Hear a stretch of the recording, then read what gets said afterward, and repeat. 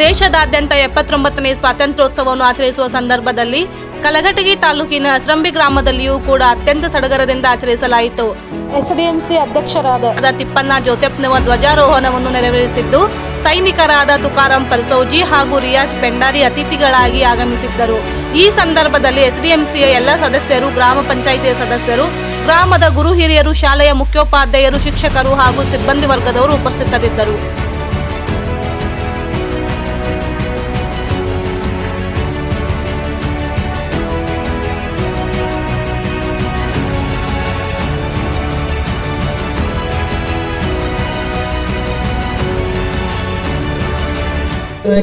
ಅಂಗವಾಗಿ ಹಾಗೂ ಧ್ವಜಾರೋಹಣ ಕಾರ್ಯಕ್ರಮಕ್ಕೆ ಆಗಮಿಸಿರುವಂತ ನಮ್ಮ ಊರಿನ ಎಲ್ಲ ಹಿರಿಯರು ಹಾಗೂ ನನ್ನ ಎಸ್ಡಿಎಂಸಿ ಕಮಿಟಿಯ ಎಲ್ಲ ಸದಸ್ಯನಿಯರು ಹಾಗೂ ನಮ್ಮ ಶಾಲೆಯ ಪ್ರಧಾನ ಗುರುಗಳು, ಗುರು ಮಾತೆಯರು ಹಾಗೂ ಮುದ್ದು ಮಕ್ಕಳು,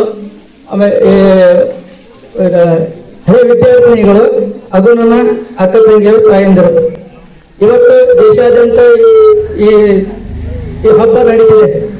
ಈ ಹಬ್ಬದ ವಾತಾವರಣ ನಮ್ಮ ಶಾಲೆಯಲ್ಲಿ ವರ್ಷದಂತೆ ಈ ವರ್ಷ ಅಚ್ಚುಕಟ್ಟಾಗಿ ಮಾಡಬೇಕಂತ ಹಮ್ಮಿಕೊಂಡಿದ್ವಿ. ದೇಶ 1947 ಆಗಸ್ಟ್ 15ರಂದು ಸ್ವಾತಂತ್ರ್ಯವಾಯಿತು. ಈ ದಿನವು ನಿಮ್ಮ ಹುತಾತ್ಮರು ಮಾಡಿದ ತ್ಯಾಗವನ್ನು ನೆನಪಿಸುತ್ತದೆ ಎಂದು ತಿಳಿಸುತ್ತಾ ನನ್ನ ಪುಟ್ಟ ಭಾಷಣವನ್ನ मुगिसुत्तेने। अंत में महात्मा गांधी जी, सुभाष चंद्र बोस, सरदार वल्लभ भाई पटेल अनेक नेताओं के परिश्रम से भारत देश आजाद हुआ. जय हिंद जय. ಇವತ್ತು ಹೇಳಕ್ಕಾಗಂಗಿಲ್ಲ, ಅಷ್ಟು ಖುಷಿ ಆಗತ್ತೈತಿ.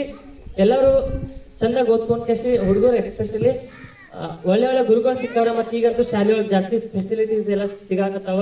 ಎಲ್ಲ ಉಪಯೋಗ ಮಾಡ್ಕೊಂಡು ನೀವು ಎಲ್ಲವಲ್ಲ ದೊಡ್ಡ ಹುದ್ದೆಗಳಿಗೆ ಹತ್ತಿರಿ. ನಮ್ಮ ಗುರುಗಳಿಗೆ ಎಲ್ಲರಿಗೂ ಹೆಮ್ಮೆ ಆಗುವಂತ ವಿಷಯಗಳನ್ನ ಮುಂದೆ ಮಾಡ್ರಿ ಅಂತ ಹೇಳ್ಕೊಂತ ನಾನು ಒಂದೆರಡು ಅಂಶಗಳನ್ನ ಮುಗಿಸ್ತೀನಿ. ಜೈ ಹಿಂದ್. Thank you.